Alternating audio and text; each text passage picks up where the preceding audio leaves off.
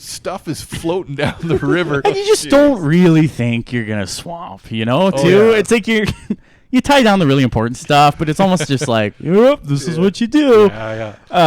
And I should say I've paddled the McLeod twice before and never capsized. Yeah. But I went with my wife without heavy gear. Okay. And without heavy Thayne, so it was a totally different scenario. All right. All right. Welcome to the Wilderness Wavelength Podcast. Episode 67. I am George, co-host Scott Sunderwald. Hey, good to be here. Welcome back, Scott. I want to hear some stories on this episode tonight because you texted me. You guys were out floating, and it sounded like it got wild. So floating and sinking and swirling. Yeah, we got some crazy stories for sure. Intro our guest tonight. Yeah, we got a very special guest here. This is Thayne Harden. I've known Thayne for some 8 years, I think, and we worked together with Alberta Parks many years ago. But Thayne's got a checkered past. Used to work as a conservation officer in Saskatchewan. Worked with Alberta Parks for a number of years in interpretation.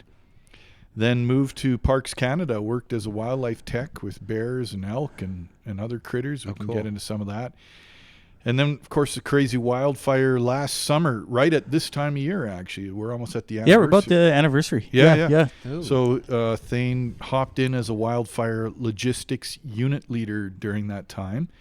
And now he is currently the interpretation coordinator with Parks Canada in Jasper. So, yeah, loves the outdoors. And we've been, I would say adventure buddies for many years. Lots of crazy survival trips in the snow. Yeah. Canoeing the Athabasca River, hunting, fishing, climbing, lots of stuff. Yeah. It's been great. Yeah, and especially, like, for me, too, I kind of started my, I was young, like, just starting out my career, really, when I first worked for Scott near Hinton. And so it's definitely been, it's been a fun journey, too, kind of going from, like, employee, looking up to Scott as a mentor, to getting invited out, going on these trips, and now, having to take care of the guy when we're now looking down on Scott. Carrying my heavy loads. Yeah. So it's been a joy and a pleasure, and lots of fun. Always something new to learn on the adventures. You guys were doing some spring hunting this year too, eh? Yeah. Great spring bear hunt. I don't know if do we want to? Yeah. All right, let's get into it. Yeah. No, great hunt. Like, so I've worked a lot with bears in the past. So I've had to do some destruction, some immobilizations. I've never gone into, like, the bear world just to hunt. But last few years was really enjoying deer hunting. Yeah. And then, you get into it and then you start to get itchy. Like spring comes and you're like, I want to get out there. So we ended up picking up tags and we've done this the last couple years and it's always fun. Like, I think there's just something fun about being on a bear hunt, you know, even if you don't see anything, it's great. Yeah. But this trip we were out, spent a full weekend, a long weekend, first 2 days. We saw everything but bears, right? Like 3 moose, 30 deer, elk, broadside everywhere that you could have taken. And we were pretty much resolved that we weren't going to get bear. I was like, okay, let's just call it. Yeah. We went back to town. We filled up gas. We got Mexican food, tacos. Well, let's go pack up camp. And we're driving. Hunting. Yeah, totally, right? Yeah. So we're heading back and big black bear runs across the road. Yeah. And of course, it's in a cop block with like active workers, like the least wild place ever. And that's where you find them, right? Yeah, of course. So I pile out right away, run for tree line to see if I can get a look at him. Because he runs across, gets to the ditch and starts moving. Scott, really quick, is on the predator call. Squealing on the predator call, doing the dying rabbit. Dying rabbit. Stop him, right? But doing the best dying rabbit I can. Convincing. Oh, so great. What does a dying rabbit sound like? Oh, it just... no, do it, Scott. Do it.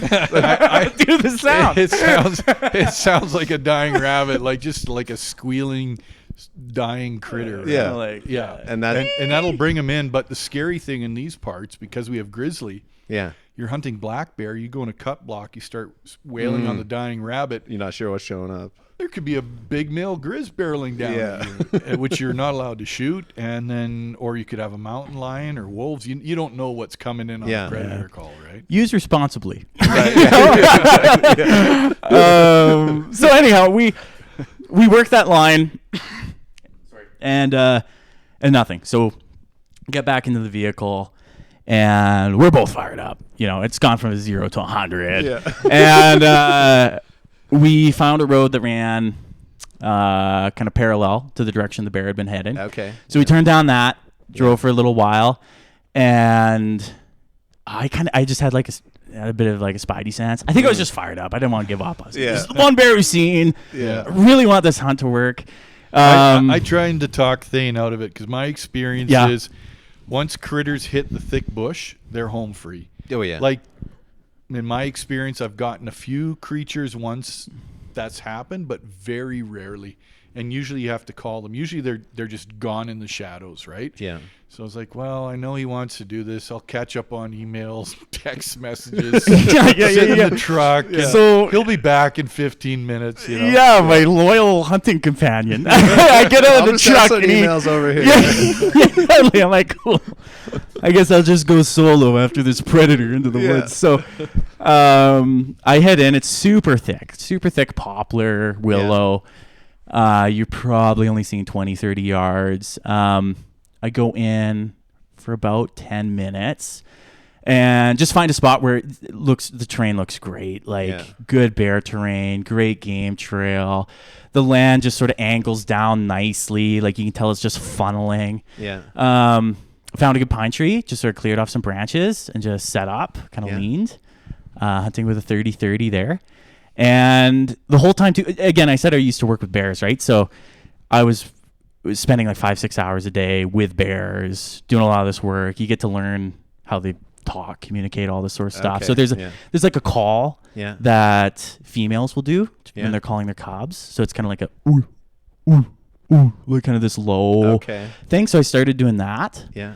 And 2 minutes later, black bear walks right into the scope. Crazy. Wow. Right down the game trail into the scope. I let him get a little bit closer. Yeah. And you could kind of tell he's scanning. And he was just to paint the picture, this is thick bush. You have to push through the alders to get in there. You're thick spruce. Needle in a haystack. So I think he must have honed in on the calls. Otherwise, either you got super lucky or divine intervention, or he came in on the calls, right? And my thought was, too, I'm making noise moving through here. Yeah. Like, I want to throw out some confusing information where it's like maybe another bear. Yeah. Rather than a person who's already just startled him, right? Exactly, so he's going to be wary.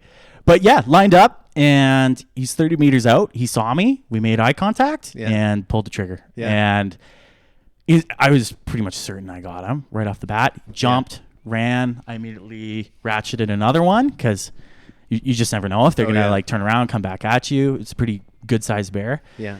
And waited a little bit, and then the adrenaline kicks in, right? Like you start shaking a bit, your legs kind of kicking out. You got like the Elvis leg, like you're a climber, So I call Scott.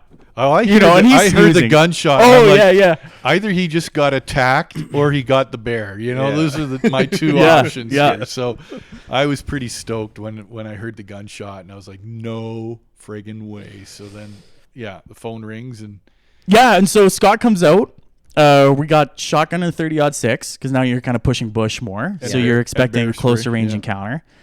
And, that was just like the next stage of it because we went to go check out where I thought I'd hit my bear. Yeah.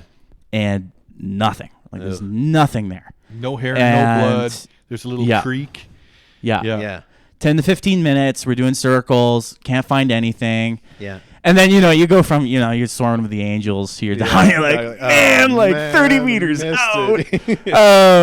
And then Scott, just intuition. I just said, if I was that bear, I would have gone down this way. It was just a gut feeling of where I would escape.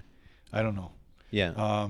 And so, we went down there, and suddenly Thane's like, we got blood trails. Big So, pool of blood. Yeah. Big pool of blood. And from there is probably a half hour Yeah. of just following blood spots. Wow. And you're moving, but you're moving pretty cautiously, right? Because it's thick brush. Oh, so you don't know whether this bear's hunkered down 5 feet from you and is just going to jump up. So you're also, like, you got to move tactically. So you're shotgun the shoulder the whole time. Yeah. Yeah, it's Like, totally you're ready to different than go. a Sight deer or pictures an elk, acquired. right? Because deer and elk aren't going to come firing back, and there's plenty Yeah. of stories of bears taking off a hunter's face at close quarters, and And then we smelt the blood. Yeah. Initially, it was bright red, lung blood, and then it got dark, like liver blood, and that was confusing. I'm like, what the heck? And there was no gut smell, so I was like, this is good.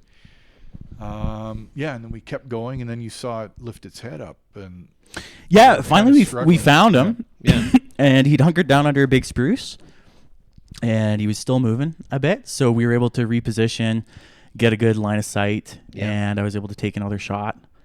And that was kind of that was game over. He would have died with that first shot. It was just, you don't know what you're dealing with at that point. Yeah. You know, I remember you asking, should we take another? I'm like, yeah, put him down, and then you're throwing pine cones and sticks and making sure he's truly down. And yeah, it's a different experience, man. Like I will say, walking in there, different than a deer hunt. Like there's a real sense of gravity there, you know, like gravitas to it. Yeah. And that was the first time too where I think we both felt like, okay, got to take like a moment of silence, kind of say a prayer, show some respect here. Yeah. I mean, you're always respectful, right? But this felt elevated.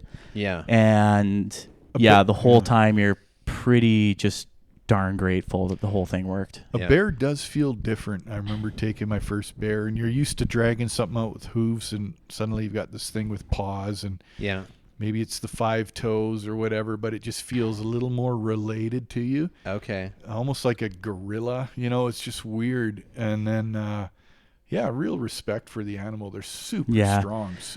It's sad. Like, you know, it's kind of like a dog, really. Like, it's pretty dog-like when you're there. So I think, too, it's an elevated level of responsibility, too. Like, for me, it's like, okay, we take all the meat, of course. You've got the pelt, so you've got to, like, harvest the pelt properly. You're not putting any holes in that thing. You want to make sure you make a nice blanket, or you do something nice with it. And then, it was plus 30, so we the clock was ticking. We're like, we got to get this thing home now, butchered, hosed down, and in the freezer right quick. now. You know, like I get nervous when it's plus 10, but plus 30, like holy smokes, everything changes real quick. Yeah, and it was quite a ways to haul that thing out. Up and over deadfall and everything, but we got it back. It's butchered. Got to make some bear sausages. And I guess just to complete the visual image, which, you know, this is at the end of the story, not the right time to do it, but like it was probably like a 250 to 300 pound male. Like it was a good bear. Like I'm 6'3", and we strung that thing up, and it was taller than me. Like that's a big bear, black bear. Yeah. Wow. Yeah. And then now the plan for the pelt is not sure yet. I'm pretty sure rug. I'm going into Edmonton on the 1st here, and so I think I'm gonna get. Oh, sorry, not a rug, a blanket. So I think I'm gonna get a blanket made. Yeah. Probably back it with some fabric, probably like a nice tartan kind of look. Okay. And then I think I'm gonna get the skull mounted, and I've got a friend who does skull art, so I'm gonna get some nice art there. And then I've got another friend who makes necklaces out of bone and claws, so I think I'm gonna get necklaces made. Wow. So you do feel compelled to use every part of the animal. You've already done some rolls, hey? Yeah, and the meat's great. Like bear meat's great. Like you just have to find some good recipes and eat it within 3 months, right? That's the clock's ticking. So what happens after 3 months? Even if it's frozen? Even if it's frozen, it's edible. It just gets a tainted taste because there's so much fat content in the meat that I found after 3 months. It's almost like a pork chop that's been sitting in the bottom of your freezer for too long, right? Okay. It just kind of turns. Yeah. Sausages will do that too. So, the trick with bear is eat it quickly, give it to all your friends, and enjoy it because it's actually a better tasting meat than deer in my estimation, and it was historically. Like the mountain men loved bear more than anything when they got it. It's like a nice beef roast. Yeah. Okay, I want to get into. I know we got Thane's got a ton of stories here, but I do want to hear this story about the river, because you're like, some guy pulled a gun on us. I'm like, tell me the story. It's like, I'll tell on the podcast. Yeah. Okay. Totally. So what? You guys did a little floating down the river.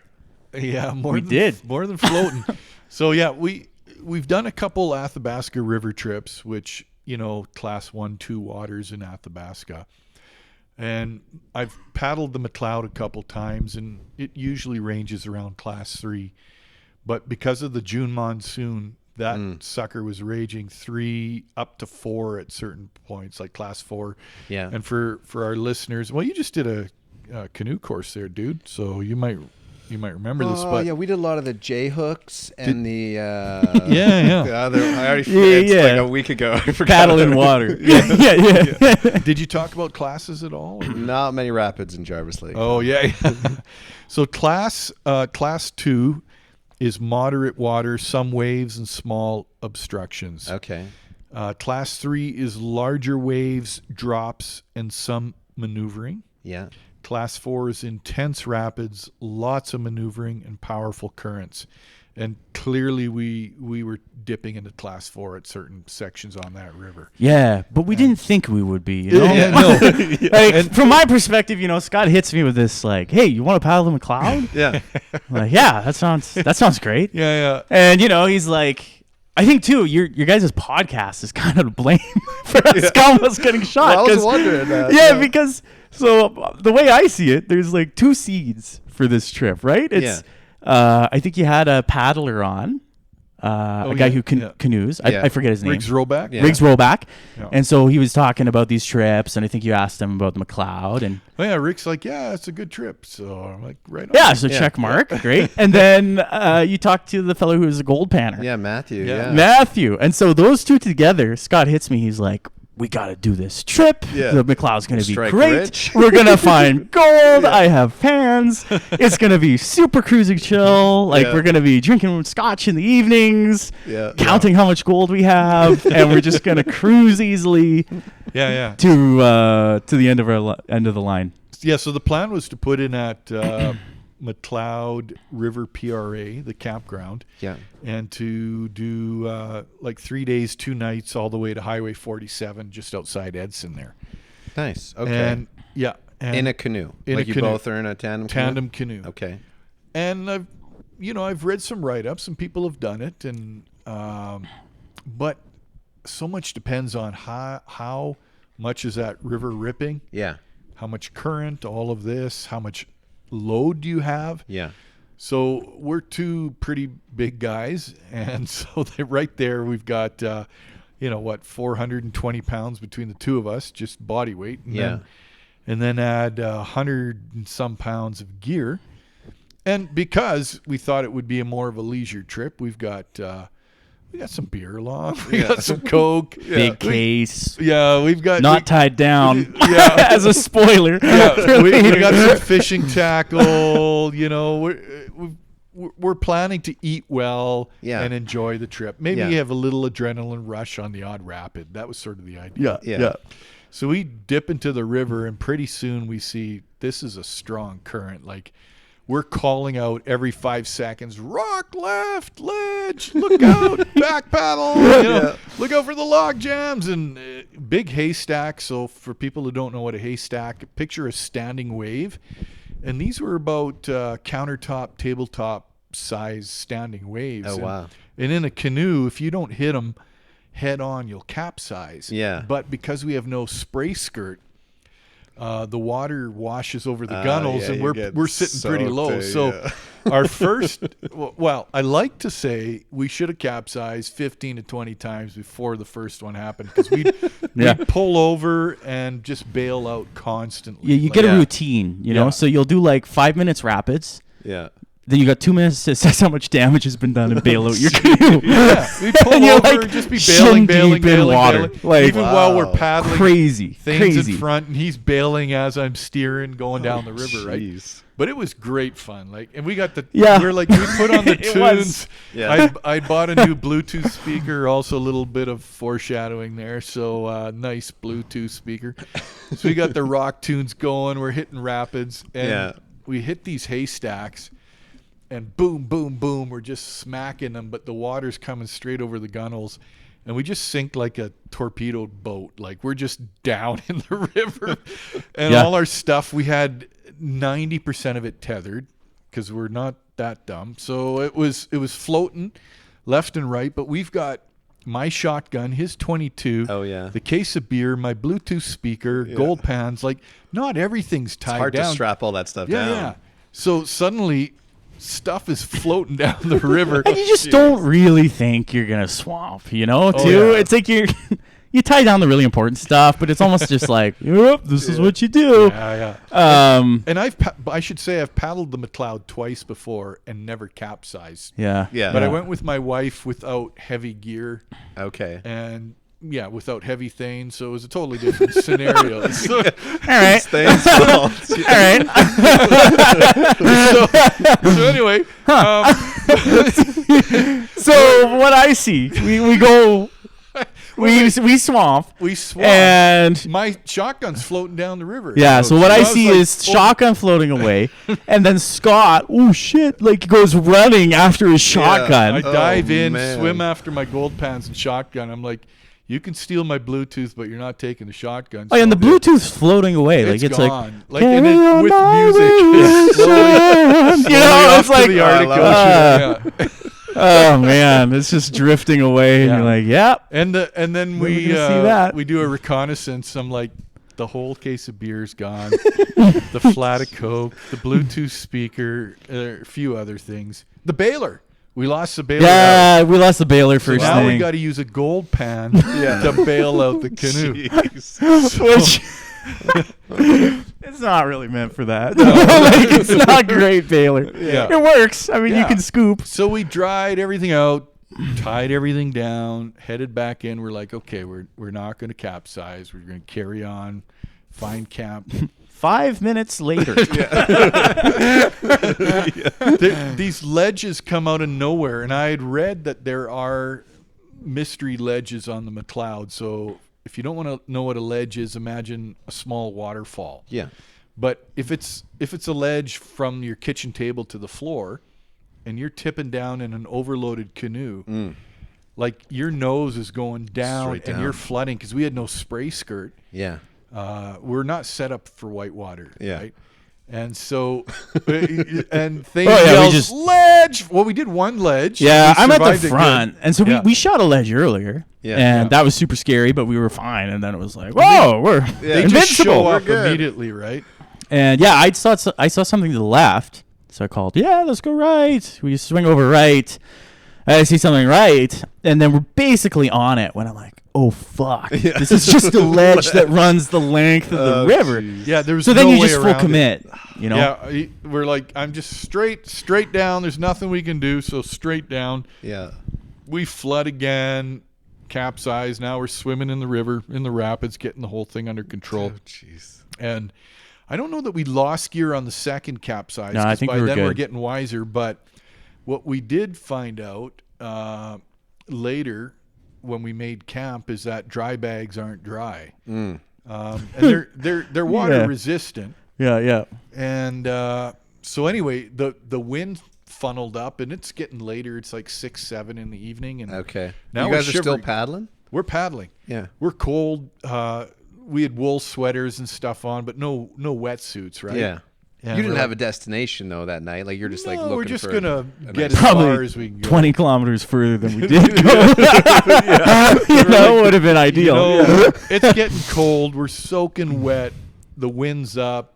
We need to make camp and just dry out. So we pull over on this nice sandbar. I had the pole start fire. I saw that video that you posted. That looked cool. They actually sponsored me, No which way. was pretty cool. So, and I was able to use it to show how it should be done as an emergency fire. So we got this, because lighters won't work if they're soaked for a few hours, right? Yeah. Even in Ziploc bags. Pole start fire was in a. It's in a sealed bag? It's in a sealed bag, and then I also put it in a Ziploc just for a case like this. And I was like, well, if there was ever a time to use it, I'm just like shivering. Yeah. I opened my dry bag, and this is a very expensive dry bag. Sleeping bag's wet. Gear's wet. Clothing's wet. It was like, oh, my goodness. So we laid everything out. Did you not have it folded right or something? Then, like, shouldn't the dry bag? No, I think what it was is I've done a trip to Northwest Territories to go canoeing. Yeah. And the baggage handlers just whip that stuff around. I'm pretty sure they drive trucks over it and stab it with knives. Yeah. We held it up to the sun afterwards. Oh, there and were holes. cracks in it. Oh, So okay. Mine was pretty good. Yeah. Yeah. I feel like the dry bag, that's like a pretty important part of it. Is go to with be dry. barrels. I got a barrel right after this excursion. barrel? Yeah, like a canoe barrel. And they okay. lock tight and everything's 100% dry. Plus they float. Yeah. But anyway, so there we are. All the wet gear is laid out. We're taking anything electronic, like your battery packs, Yeah. key fobs for your truck, all of that. Oh my goodness. Like water will just kill it, right? Mm-hmm. Our food, we wrecked some food. I had made so much elk jerky. Remember that elk jerky I brought? That was great. We plowed through that. We plowed through that, and I had a bunch more that got zoused. But anyway, so we had a good evening. We had the elk steaks. Well, you got to remember though, there's one part, one one good part. So more humility. yeah. Scott's spread out all of his stuff, right? Because Yeah. he's trying to dry it out. But I'm pretty good. My dry bag's okay. And I'm like setting something up, and I just hear, "Oh fuck!" behind me, and I turn around, and Scott's put his shoes by the fire to dry them out. His canoe shoes, $150 canoeing shoes. They are both on fire. Like just flaming. Like literally on fire. Oh, boy. And they weren't touching the fire just because they were close enough to the bonfire. They lit up. And I got these, and they're my only footwear. Yeah. So I grab them, take my knife, and cut the front ends of them off. So my toes are sticking out, and I'm like, "Well, this is off to a great start." Yeah, great first day. And then,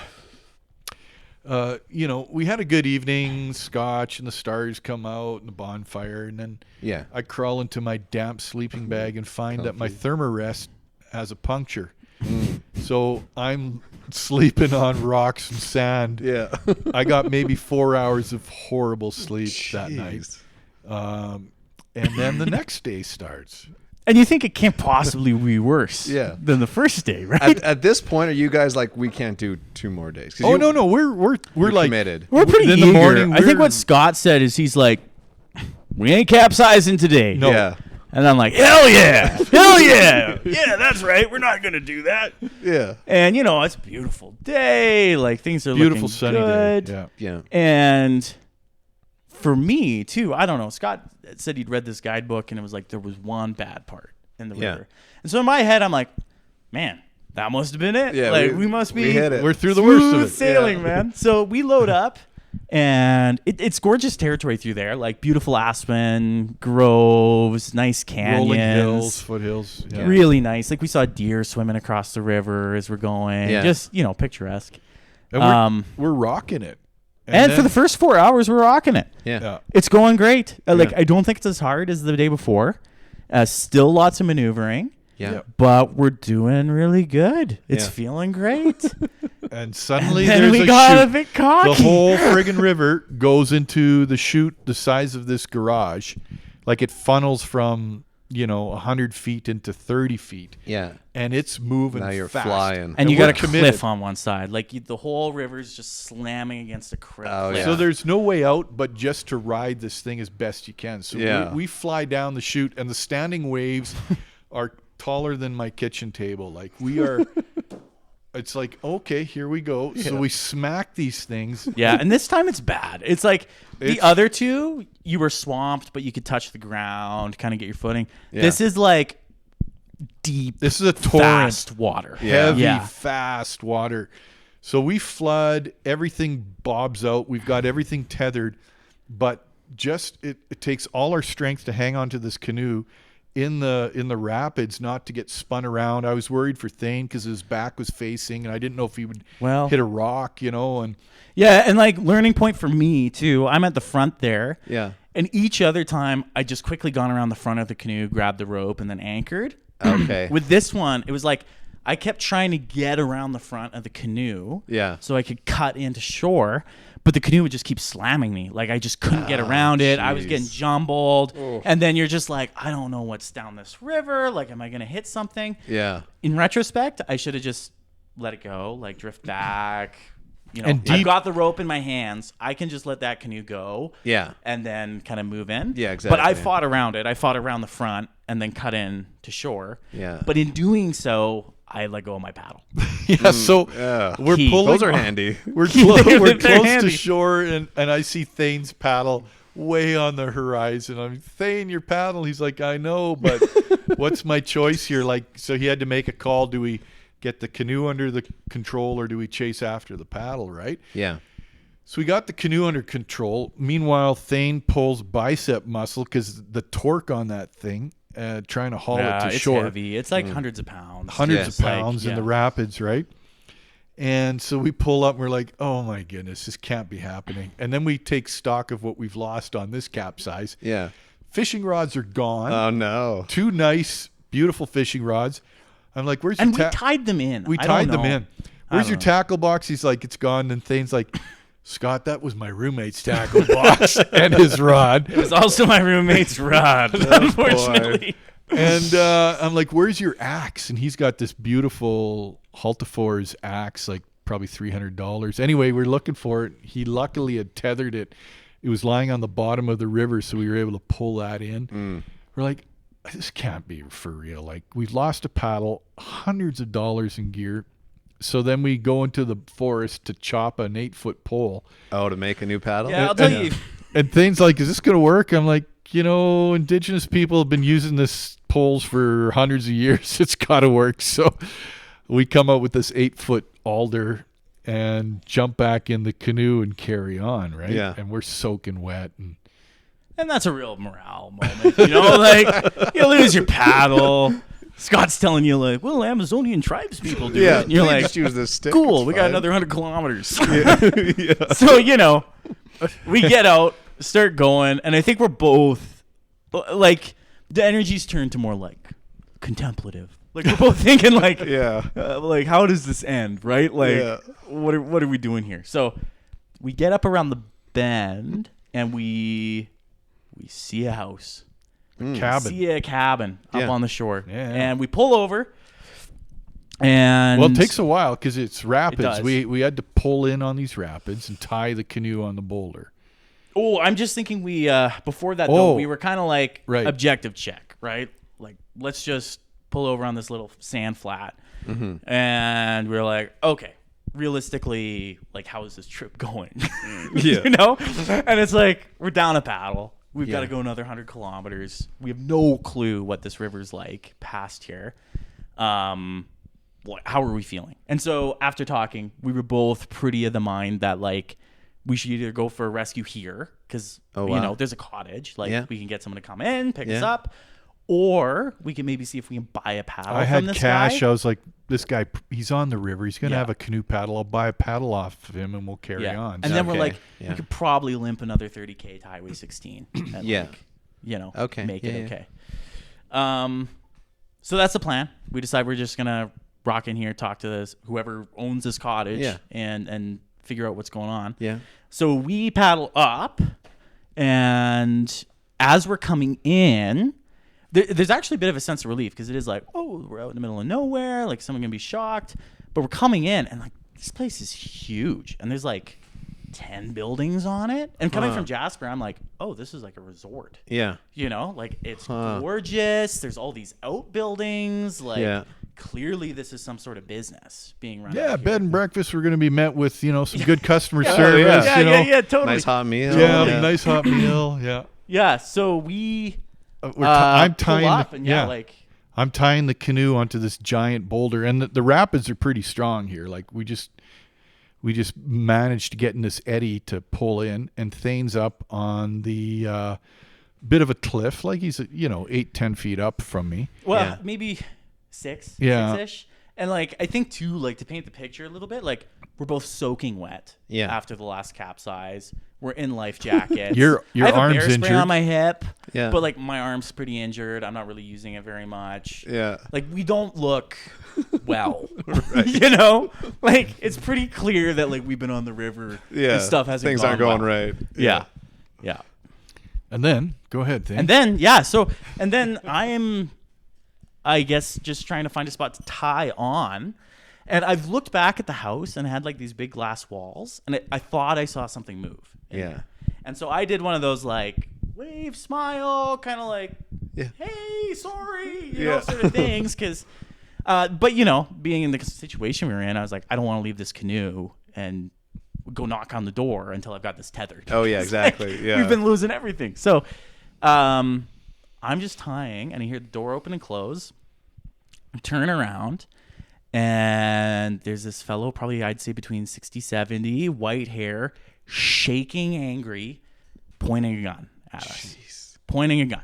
A Winchester 30-30 at his hip. Yeah. So lever action, if you know it. For me, I didn't know like Winchester 30-30. I was just like, oh, that's a big game gun, and that could kill me. And it's pointed right at me. Jeez. So instantly, hands in the air. And he's right next to us. Like he came marching. Oh, yeah, right he's 10 feet. Like I think he's about 10 feet. And so I'm still down by the canoe because I'm still tying the damn thing off. I look up and I'm staring down the barrel of a gun. Jeez. And I'm like, you know, and what goes through your mind at first, I'm like, is he hunting? You know, why does he have a gun? You're like, oh, he's threatening us with deadly force. What kind of gun is it? It's a 30-30 Winchester. Like this, you know, how quick the brain is just trying to process what's going on. And it's right? weird, man, because you have like a genre shift all of a sudden, right? Like, let's say this is a movie, right? You've just gone from like this wilderness adventure to all of a sudden you're 2025. kind of in this like thriller scene. You're in 1800 suddenly. Yeah, totally. And it's just this moment of kind of being, you're just like, oh shit, this I think is really dangerous. Like we could die right now. But anyhow, and of course he yells the classic line. He's just, get off my property. Yeah. And he's really angry. Yeah. He's shaking. Shaking mad. Guns pointed. Our hands go up immediately, like without thinking, you just hands up, right? Yeah. And so Scott goes to try to explain what's happened. Scott I'm like, reaches for his shotgun. Scott reaches. no. So I'm like, sir, you don't understand. We just capsized. We're canoeing the river. My buddy's injured, and we're here for help. That's all. He doesn't even let you finish. No. He just yells, "How the hell is that my problem?" Oh wow. Yeah. Shaking mad. And again, like there's a couple points where, like I've done law enforcement work before. Arrested a lot of guys. I've worked with a lot of grizzlies, big animals, and there's like you do a lot of de-escalation work where you're like watching somebody and kind of like sensing. Yeah. And I think there was 2 moments where he seriously thought about shooting us. Jeez. Like I saw like the twitch and sort of the think, like where he's like thinking about doing it. Yeah. And he just suppresses it. Right. And Like, you don't know who would this guy swear. is. I You would don't swear. know like what's his psychology. Oh yeah. Is he manic depressive? What you know, is he an alcoholic? You have no clue You're in the what's middle of going on. nowhere. You're in the middle of nowhere. You're expecting a helping hand. And you know, I'm not a spring chicken, but everybody I've met in the bush has been helpful my whole life. Yeah. Or at least will listen to what you have to say. But suddenly you're staring down the barrel of a gun, and I literally was looking down the barrel of his gun because I was lower down on this cliff, right? And to me, it's automatic. Like I think it's funny how automatic your processing is in that moment. Yeah. Because there just isn't really time. Like I think immediately I knew, okay, super dangerous situation. Made a pretty quick judgment call about like how to get out of this. Yeah. And the big thing was he's 10 feet away. Like I can't grab his gun. Yeah. And, like he's gonna shoot first if I make a move. Oof. And so instantly it was just okay. Like you have to be as low of the threat level as possible. We'll get back in the boat. Like zero de-escalation. Yeah. Like we're basically ignoring this guy. Like so sorry. Anything you want. Yeah. Like there has to be nothing that makes him want to elevate this. Oh, exactly. Right? Oh, And so man. immediately it's just like, oh, sorry, sir. Like, yeah, we're getting back in the canoe. Oh my goodness. Yeah. And he's saying like, oh, you guys have no respect. Like, you think I'd go walk around on your property? And I'm like, no, Jeez, sir. I don't think you would. I don't think you would. And we get to the. You would never do something like we're You would doing. never. You're Stand-up individual. right up there with Jesus, sir. And so we get back to the canoe, and it's backwards, so we have to turn it to get in. And I'm kind of like, just get in the canoe. They just want And to then jump Scott's in. I'm like, no, we're Canoe's turning this canoe backwards. around. We gotta turn it around. Well, because we're facing either a crazy gunman on the shore or we're facing crazy whitewater with one paddle. I'm like, Right. if we've got to do the whitewater, we have to orient this thing so we don't, capsize 5 feet. Man. And we don't know if he's going to shoot at us, right? Yeah. So then I turned back to the guy and I'm like, sir, we're just turning around the canoe. No problem here. Like, we'll be right on our way. We're just turning, almost like an auctioneer, Hey, no worries. We're just turning this canoe around. Yeah. So, yeah, we get in the canoe and we're paddling away. Well, and that, probably the quietest 5 minutes in a canoe I've ever had. And he's sitting on the shore watching. He's standing on the shore with his rifle. And I kept thinking he could take a crack at us. And I don't know if he might, the whole time I'm like, paddle left, paddle right, paddle left, paddle right. Yeah, you're like, am I just going to get shot in the back? And then you're kind of thinking, okay, like he shoots. Like, I think we flip the canoe, like run for the tree line. Little Matrix move. Yeah. Oh, my God. Oh, yeah. Geez. Well, we get around the bend and we're finally out of eye shot and we pull over and we're like, what the hell was that? Things like that's the greatest thing that's ever happened. Oh, yeah. And then you're kind of, it's interesting too, because I think you sort of initially go, oh, wow, that was like, I must have done something so bad for someone to act that terribly to me. But then you start playing it over in your head and you're like, we were fine. Like this guy was actually just we were right on shore. This guy was doing something heinously illegal by pulling a gun and turning it on us, using deadly force basically to push us off his property. You guys do any research after to see what this place would have been? Yeah. We got some intel. I don't think we'll get into all of that. No, we don't have to. I'm just like curious. But it would be like some kind of illegal operation he's protecting or something too. I think it's more of just a codger that's used to getting his way. You know, from a different era. I went deep down that rabbit hole though. Yeah. I was talking. I have some friends who work in enforcement. I was talking to them. I was like scoping out the property by satellite. And I'm like, there's no way this shed is just a shed. But I don't think it's that. Yeah. So then we carry on down the river, and again, we only have one paddle, and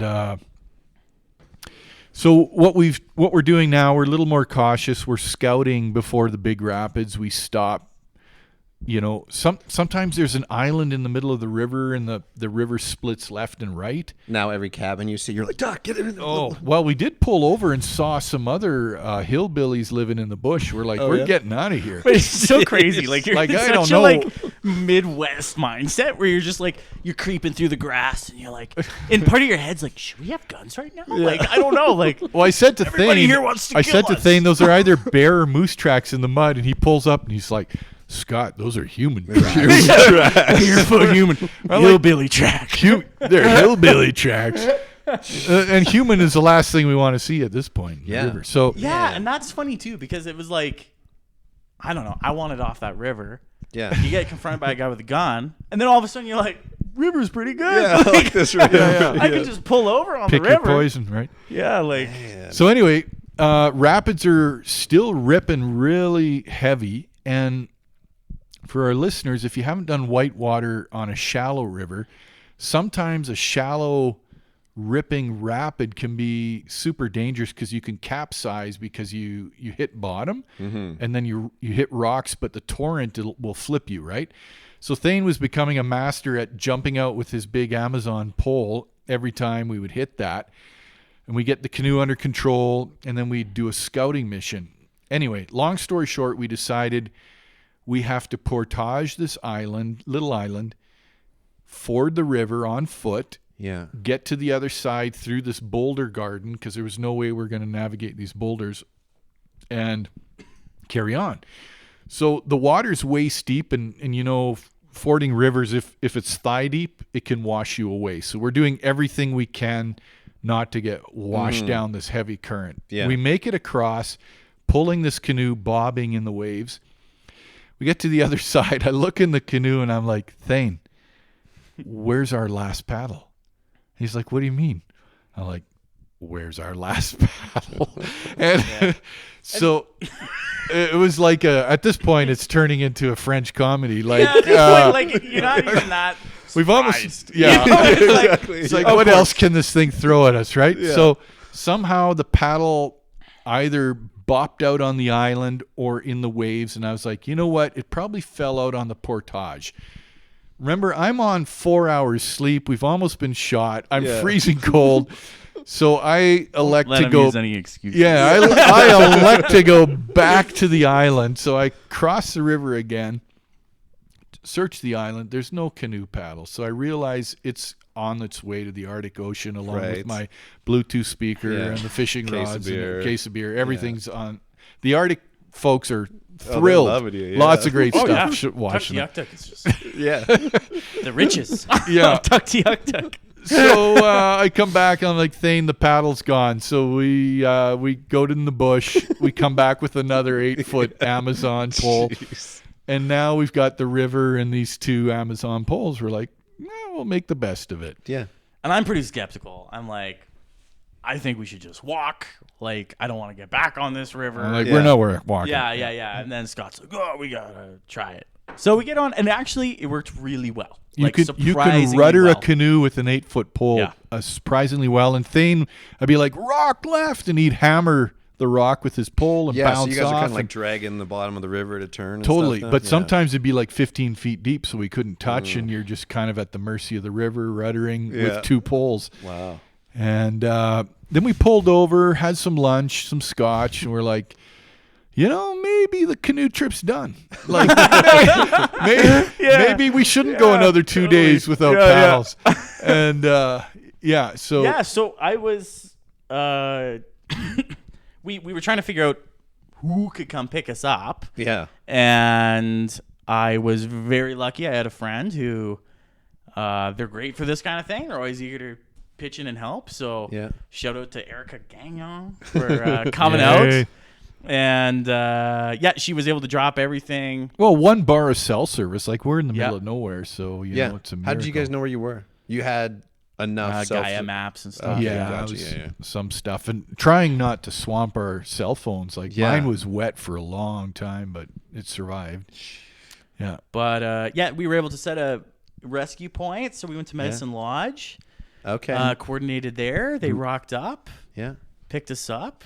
And they came with Wendy's cheeseburgers. They came with Wendy's cheeseburgers. Wow. Just awesome. Yeah. Wendy's cheeseburgers. It was like Diet Coke. Yeah. It was great. We were, it was nice to have that like welcoming rescue back into civilization.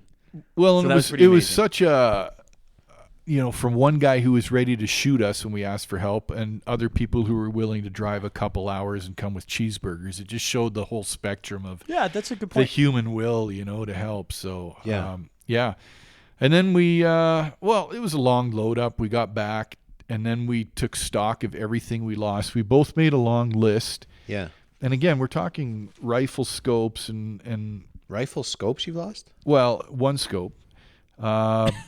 Battery charger, sandals, tackle box, fishing rods, a nice briar pipe. Yep. Bluetooth speaker. Anyway, we probably could have gone to the Bahamas for the amount of money that was lost on this trip. And not everything washed down the river. Like, if your stuff gets soaked, it's trashed. Right? Mm-hmm. Yeah. So, it was many lessons learned on this thing. Yeah. So what is the lesson though? Like, are you next time we do the McLeod, we're doing this, or like we're not doing the McLeod George, again? you and I are doing the McLeod next week. We're doing the McLeod. Did you end up gold panning, by the way? We did a couple times. We did. Yeah. That the paid first for time all the Scott stuff you lost? Scooped some up and switched around. He's like, by golly, I think I have gold. I've got the gold fever. Yeah. As soon as you see a sparkly flake, right? Yeah. No, we were pretty busy just surviving for most of it. And we missed fishing holes that I was like, there are the biggest bull trout sitting in this hole, but we had no rods, so we may have to go back someday. But anyway, lessons learned. First of all, always wear a life jacket, which we did. Because you never know. It doesn't matter how good you can swim when you're in raging rapids. Yeah. You're going down. Canoe barrel. And double bag everything. Like, even if you're using a dry bag, get quality Ziplocs in the dry bag or dry bags within dry bags is what I would recommend, especially for your electronics and your fire starters. Have a good emergency fire starter. If Pull Start Fire is listening to me, you can sponsor me a few $100,000. You guys have a great product. That sucker worked great. It looked cool. Yeah. Also, don't expect strangers to be friendly. Like, you don't know what people might do in the bush, right? Like, and I'm not saying be paranoid, but just be vigilant. Yeah.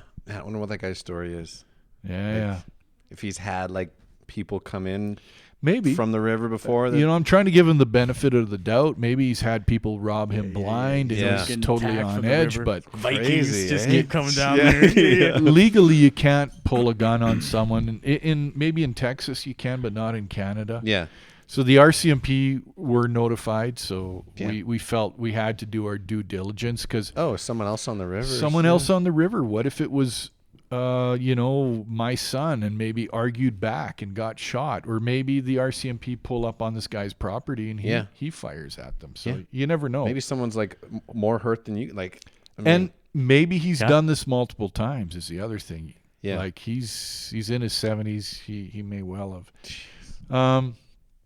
I think we kept good morale. We forgot to say we were singing like Voyager songs at the end, like trying to just we laughed a lot. It was fun. Just keep the humor up. I think sea trips.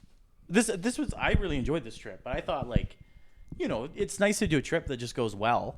yeah. But you learn a lot from the ones where you have problems and then constantly have to fix them. Like the refrain through this was anytime something bad would happen, we go, oh, River's a teacher, wreck that too. Well, now what are you going to do? And it's a good approach because then you're just, you're seeing it more as a challenge. Oh, and it's like, okay, all this stuff's going wrong, but we're still alive. Yeah. We're not going to die. There was no panic. It was just like, you got to adapt. Yeah. Could we carry on with 2 Amazon poles down the river? We probably could, but at that point, it's more of a survival trip. Is that what the plan is here, or are we just... And I think, too, like another good learning point is like, for all the folks who go out on adventures, it's like you should talk about doing an objective evaluation partway through your trip. Yeah. Like, are you going to hit a point at some time where if enough things go wrong that you actually look at your plan and then say, can we still realistically do this?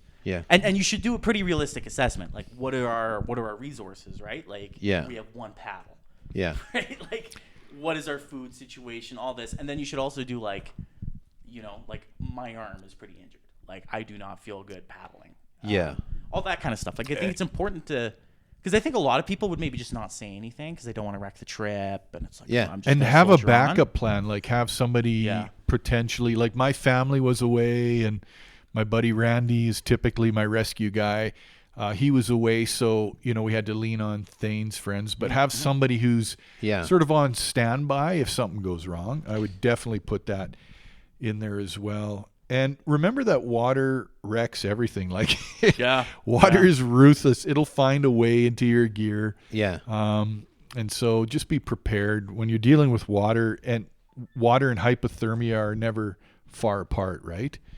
It reminds me of, we had like Robert Lindsay on was talking about climbing mountains, and like when you're half an hour away from the summit, you're like, I can do it, but at the same time it's like it's getting dark. You gotta like, there's that pride thing too, where it's like maybe we just call it or turn around or exactly. I think part of it too, like, it almost comes down to like, I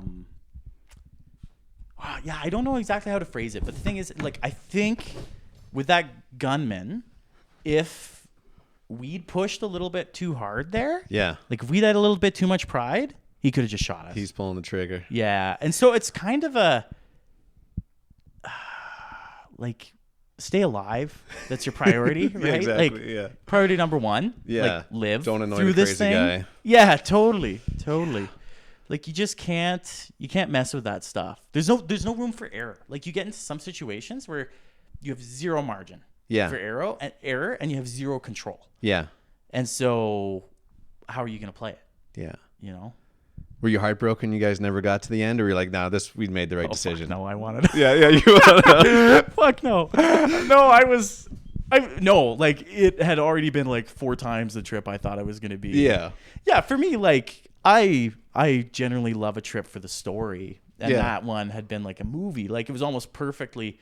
It was so weird just in that the problems escalated so well throughout. It was like you could have... This is a script. Like, you could have written this. Yeah. And I think it was enjoyable because the whole time, too, like... Dude, you're kind of going along and you're like, man... Are we bad at the outdoors? Exactly. Like, you're going through it. Are we really outdoorsmen? Yeah. But I think the thing to take away is it's like... we always had a redundancy. We always had a backup plan. Yeah. We were able to get out. And even if we hadn't gotten the rescue, we would have gotten out. Yeah. Like, it would have been a matter of, like, maybe I'm not showing up for work Tuesday. Right. Right? But, like, we're getting out. Yeah. It's just, we're pretty comfortable out here. It's just how fast can we move? Do you got another river trip planned then, or is that it for the summer? Oh, I might be doing one this upcoming next weekend. Oh, yeah? But that's in Red Deer River. Yeah, Okay. yeah. Yeah. So hopefully a little slower. Well, and the other thing, like with the type of river it was in the class 3 to 4, if we were running with a lighter load, spray skirt, maybe a kayak, it would have been better suited. I don't know that we could have run those rapids much better than we did, given what we had for a canoe and load. Like, we paddled everything as well as we could. I think we kind of maxed out what a tandem canoe loaded with gear can do. Yeah. Would a better move be like both have individual kayaks? Is that a better option for you, think? It might be, yeah. And I've watched online some guys have run the river with sort of whitewater canoes, and they've got the spray skirt, so when the water washes up from those haystacks, it's splashing over and running down rather than into the canoe. So you're just set up for it, right? Yeah. A recreational canoe, heavily loaded with 2 guys on those rapids was just it was not going to work well. You know? The other thing I said is you could put on wetsuits and just have a heyday, right? And realize that you're going to capsize and that's just part of the fun. I'd be down for that, but then you're not trying to do multi-days and stay dry. Right. Yeah. Crazy. Yeah. So you adding it to the book? You know what? I talked to my publisher because my book is almost in print. Yeah. And I said, I've got one more chapter. Can I squeak it in? And I told her what it is. She's like, yeah, you better get that in. So we squeaked this one in. Nice. It's going to be in the book. Yeah. And of course, I'm delighted because that was one of the pre-readers for this. And the whole time I'm like, man, like I want to be in a Scott story. And I sneak in before publishing, So that is, Thayne that's planned a the little whole cosmic. thing. Yeah. He paid the guy with the gun reward to come. It was all his plan. Yeah, that was my uncle. I got a couple more stories on here from Thayne too. I do have some would you rather's that kind of tie in with this too. I mean, you guys are talking about weight in the boat and everything. So this would you rather is: would you rather gain 100 pounds or lose 15 inches in height? Wait, so okay, 15 inches, a foot in the. So you're gaining 100 pounds. You're going 100 pounds higher. Is it muscle? Yeah, I mean, it could be. Yeah. Just this monstrosity. The mountain. Man, you couldn't even get clothes. You'd just be wearing like a tank top, ripped boxers. Man, I mean. Or you're 15 inches shorter. 15 inches shorter. Jeez. So you're 5 foot then, Scott. I'm 5 feet. Short king. Short king. Short king is what they say. Yeah, that's right. Just bench press like crazy. Yeah, just look like a chimp. 100 pounds more. Could I be 300 pounds at 6'3"?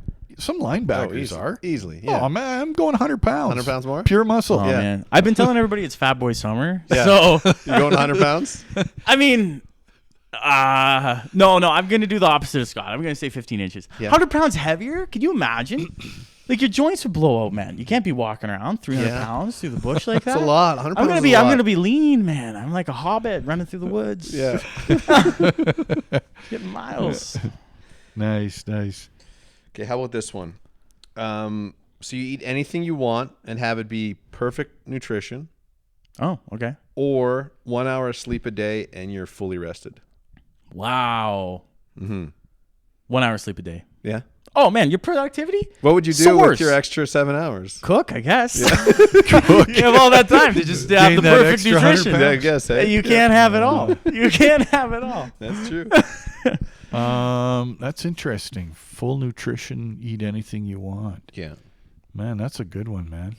I'm going to have to think that one through. They're both really good.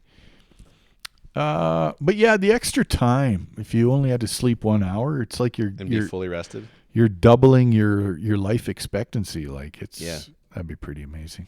Yeah, I'm on the same page. Yeah. Yeah, agreed. Okay. What's Someone your... has the secret. Call in. Yeah, exactly. That's right. Okay. Would you rather paddle Class 4 rapids blindfolded or face a deranged gunman on the McLeod River? So I survived the one. I don't know if I could survive the other, you know? Pure dumb luck. I feel like either way, it's just dumb luck. Right? So think this through. You're through Boulder Gardens blindfolded. Yeah, if you smack your head, you could die. If you had a helmet, you'd be okay. Yeah. We're saying no helmet, like it's just you and a life jacket. How long am I on these rapids for? Let's say 20 minutes. Jesus. Yeah, I would do that. You'd go blindfolded I'm not like super like diplomatic. I feel like I would say the wrong thing and and get shot? Yeah. I don't know. I'll do gunman. You're going to face the gun? What are you going to do? Like just talk to him? Yeah, I'll just be like, oh, I'm sorry. Yeah. Oh, I didn't know this was your place. Start it's really mining? Nice. Yeah. Yeah. Yeah. You need help? Yeah, you guys never pretty like good. came to that guy. You never like came across like angry. You're like, hey man, what are you doing? No, Like, I was No. when I Thayne could was see Scott backing doing down, I felt my anger rising and I was Yeah. gonna what and I the was hell, like man? yeah, I was gonna be a bit and I was like, no, he's holding all the cards here. Yeah. Like we got nothing. Okay, next would you rather? Would you rather do a solo river this is a really good one. You gotta think this one through. Okay. Scott's getting serious. Yeah, no, this one's been glasses boggling are my on. mind. For Glasses those are who on. Would you listening at rather home. do a solo river expedition on Class 4 rapids in a canoe, okay? You in a canoe, Class 4, Can't. or do a solo winter expedition on snowshoes -40. Both are 10 days. 10 days Class 4 canoe, 10 days -40 snowshoes. Oof. I mean, how far do I have to go? Yeah. Oh, now you're getting technical. You it's just like, have to can I survive the 10 days, but you got to move. Like, you can't be, like, parked every Yeah. day. Hunkering down. Yeah. Because, I could just sit on the side of the river. It's like, whew. Look at those rapids. Yeah, just there. fast. drinking whiskey. Do like 5 minutes and then, whoa. No, you're going as much as you can each I day. don't know. and then- I feel like with the right gear, the -40s probably. but exposed skin is, like, freezing in minutes, right? Yeah. -40 is horribly cold. I'm not saying you're picking the wrong thing, but both are bad. Yeah. I'm going river. Are you? Yeah. I think 10 days -40 just to, like you say, the gear, if you got the right gear, you're good. But at the same time, it's hard to get comfortable. And At now that least- you did your canoe course, you just Yeah, like I'm pro. a professional. Yeah. I don't know what kind of tips I could have for you guys, but Oh, man. yeah, we hold needed on to your tips. paddles, I think, is Okay. like the one thing. Strap your gear down. Yeah, bring you an know. extra paddle. That's got to be like number one. Oh, that was one of the things that Darren brought up was, have an extra paddle Yeah, on your boat. I can see why. Don't throw your bailing bucket out of the canoe. Yeah. Basic stuff like that. Even if you have gold pants. Yeah. Even if. Even Hold on. Yeah, the warm weather on Class 4, cold is just so crazy. Like, I've nearly died of hypothermia. I respect it, but then, you think if it was -40, you could hunker down, build a snow shelter, fire. Both are bad. Yeah. I just think river, way greater chance that like you make a little mistake and then all of a sudden you're dead. Whereas the cold, I feel like you can just kind of be pretty It's a little methodical slower. about it. Yeah. Yeah. And not like as you'll sudden. probably be okay. Yeah. Barring like massive blizzard event or something. That's a good point. Gear failure. Yeah. They're both bad. Yeah, I'm going river. Yeah. So do you think like your advice for people going down the McLeod then after this adventure would be like, Don't. Well, first of all, I would say it's not a beginner river, and we knew that going in. We knew it would be pushing our limits, but did you guys go like a few days, like it rained hard for a few days and then you went, or like what was it rained hard few days, we went. And I remember I've done the McLeod twice on certain portions. Yeah. And it was highly technical, but it was super fun. Yeah. So, I mean, I've tubed down the McLeod from like the Robb Highway to Edson. the Robb Highway to Edson. Yeah. What? And it's like slow moving. Like we were, we had some tubes tied together, a couple bags of chips. You're like, it was like, there's no class 2 rapids, but that's like probably September, August or something. Oh, yeah. It must have been really shallow by then. Yeah. Yeah. It was almost too slow. Different story. Yeah. Yeah. But the thing is, with wilderness expeditions, the real fun is when you're pushing your limits to the max, but not over the max, right? It's like skiing, right? If you're a black diamond skier, you want to be on those black diamond slopes. And the idea was this was going to push us. We're going to have some adrenaline rush, but then also some relaxation and fun. And, barring losing the canoe paddles, we probably would have been fine. So that was probably learned a ton about just river paddling. Yeah. Like it's kind of a crash course, pretty literally. Like yeah. I feel like, I don't want to like knock your like wilderness skills, but yeah, you do. I can see you want to. So. I feel like, you had a hatchet, right? Or an axe or something. Yeah. Like, couldn't you have you just made a paddle? We talked about it because I've made paddles before. And it couldn't be that, like just chisel at the bottom. They're pretty wide. So think of a paddle as 6 to 8 inches wide. Yeah.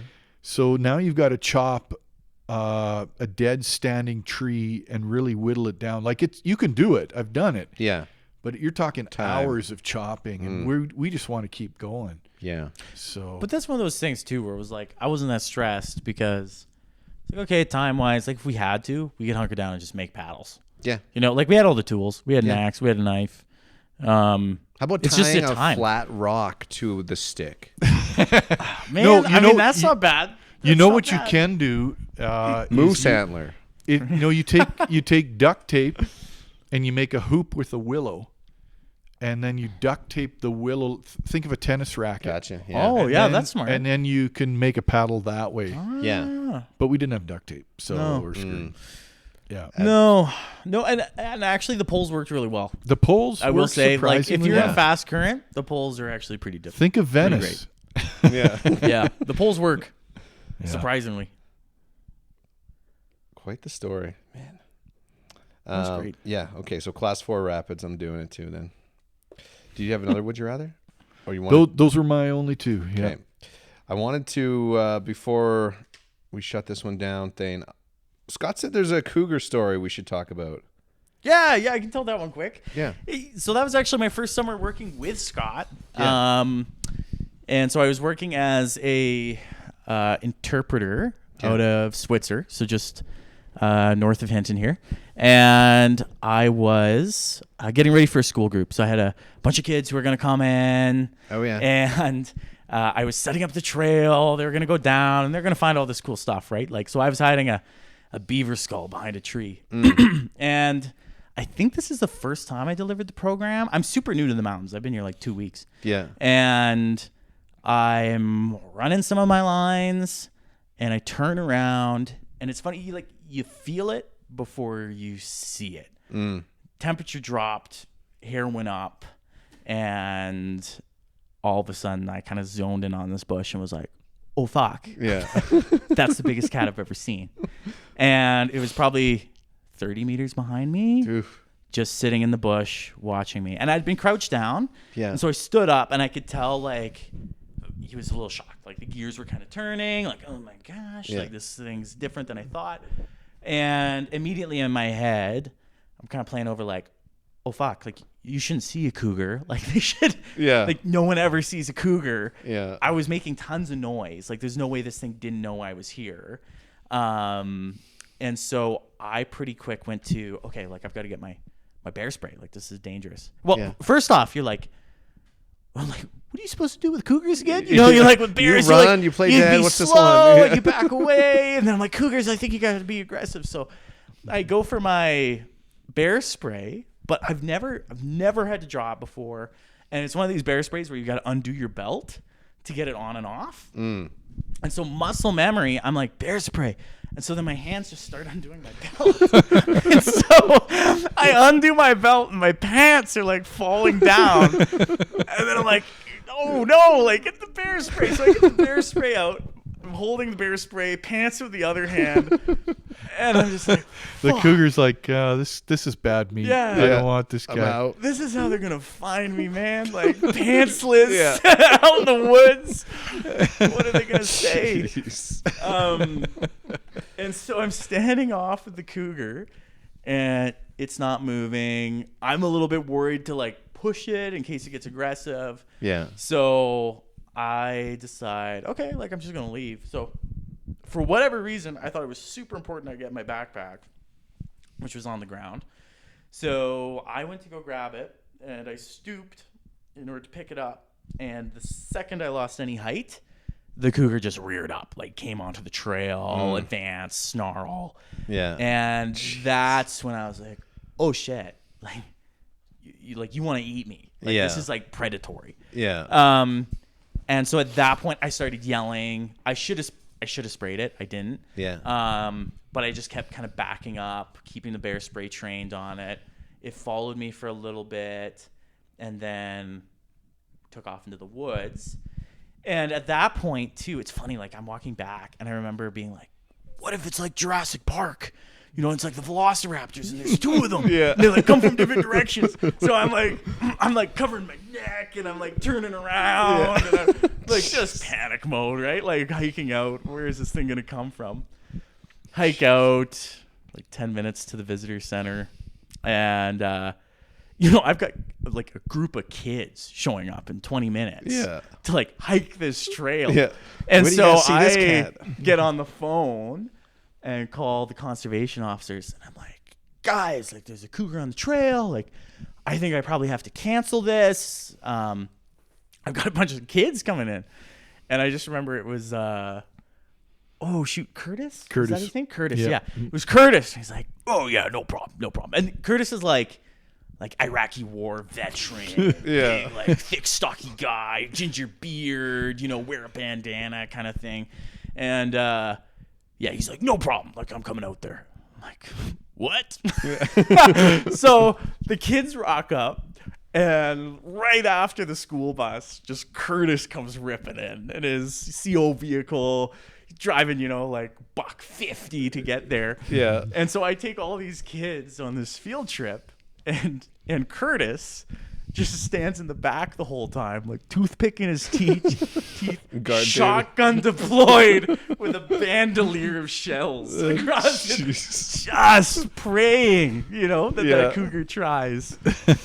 And it didn't. It must have just taken off. I think pretty much confirmed it was a juvenile. Yeah. And a young cougar was hit the next day by a truck. Oh, on the road. Okay. It was about 100 pounds. Yeah. I think it was probably the same one. That was the guy. But, that's the cougar story. What is the move with the cougar? That's where you got to be, like, aggressive to it. Be aggressive, yeah. Because if they're coming at you, it's predatory, not defensive. And so, you just want to be like, I'm not prey. I'm a top carnivore. And make yourself as get big back. as possible. Yeah, I've had other friends who have picked up sticks and ran at them or thrown things at them, and that's the right move. Like, the more big and aggressive you can be. Yeah. And you've actually got a pretty good shot against a cougar. Like, they're generally under 200 pounds. Yeah. It's not like fighting a grizzly bear where it's just give up almost, right. But yeah, like you can intimidate them. I wish I'd used the bear spray. Like I should have. Yeah. For sure. Like that was a predatory. Well, the stats I looked at was of 100 attacks, 80% of people were able to fight them off. And but 20% resulted in death. Yeah. And if they hit you from behind, they're pretty strong. Like a big male can take down an elk, and they go for the throat, the windpipe and that sort of thing. But the scaredy cat thing is a bit in there. Like they can be intimidated. They're looking for an easier prey. So they say small children and small women typically are more in danger. Yeah. But don't bend down. Don't take your pants off. Keep your pants off. Keep I don't know, man. It worked. It worked. I don't know, too. Like, I don't know about you guys, but I always do the like hand over the back. Like I do the hand over the back of the neck. Oh yeah. I don't know if that's legit or not, but I'm like, if it's gonna pounce and try to bite the back of my neck, at least it gets the arm then, and you can kind of twist out of it. Yeah. But I feel like it buys you. It's like protecting your vitals. Right. Yeah. There was a local guy who was snowmobiling, crazy story, and he got stuck and he's digging his snowmobile out. He's got his helmet on and he gets this whack on the back of the head and he thought it was his buddy throwing like logs or being stupid. He turned around and the cougar's trying to bite his head through the helmet. Oh, jeez. Wow. Yeah, and crazy. the helmet saved his life, and the No cougar way. was trying to like get his head, and then So did realized. he punch it? What did he do? Well, he was just like kind of froze, but the cougar was trying to get him, but the helmet kind of saved him. The cougar was like, "Well, I can't eat this thing," and took off. So yeah, you never know, and usually people say when a cougar attacks, you don't know that it's there till it's too late, right? It's sort of that coming from behind, sneak attack, and people who have been hit say it's like being hit by a pickup truck because it's coming at such a speed that even though they're not very heavy, it's like if you've ever been body checked in a hockey game, you can have a little guy flying at you at warp speed and knock you off your feet, right? Oh, yeah. Yeah. Yeah, I saw a report on, I think it was like the Facebook info board or something for Hinton. Someone had spotted 3 cougars kind of south of the Beaver Boardwalk. That's what I heard, yeah. And then I was walking down there with the dog last week, and it was just like we were 10K back in there. And I was just like, I didn't bring any bear spray with me. And then for like an hour, I was like on cougar worry. But I'm like, I'll just be big, loud. Like I'm sure it's fine. Yeah. I chose, gain 100 pounds rather than lose 15 inches. Yeah, exactly. Yeah. I'm fine. Yeah. I'm fine. Well, I mean, crazy story. Thanks for coming on, man. Your energy is great. Hey, tons of fun. I'm excited to be here. I wanted to read that one email to Scott because I want to talk. Then we got like some interesting episodes coming up. Yeah. We want to get you back because I know you got more stories, and I want to talk more about the whole Jasper thing too. Because I would. Bear deterrence. It would be elk really deterrent. interesting to talk about. Yeah, so like the Jasper. We can talk about my current job, but then there's also the, of course, just the bear work, and then also the fire stuff. Like the fire stuff was pretty intense from last year, and that's, I think, an important story actually too. Like I think there's a lot of, there's a lot of stories that float around, and like for me, I was there until 20 minutes before the fire hit, and then back in 2 days after, working pretty much. Well, the whole here's time. my recommendation, and I've thrown this out many times. Let's do this in the bush, around a lean-to or a hot tent. Yeah. Bring a bottle of scotch and dive in. That'll be good. Yeah, I'm down. Great. Yes. Regan sent an email in the other day, and he just said, lives in Hinton, loves hearing the history of the podcast and learning along. A few emails along the lines of what Regan sent in. He wants an episode about Catamount. So we want to, I just wanted to put that out on this episode. There's a few people I know Catamount's got quite the history. But if you know someone that wants to tell a story about Catamount, send us an email, wildernesswave@outlook.com. And add Mountain Park in there because there's incredible history. It was the highest elevation town anywhere in Canada. We're just outside Catamount there. Yeah.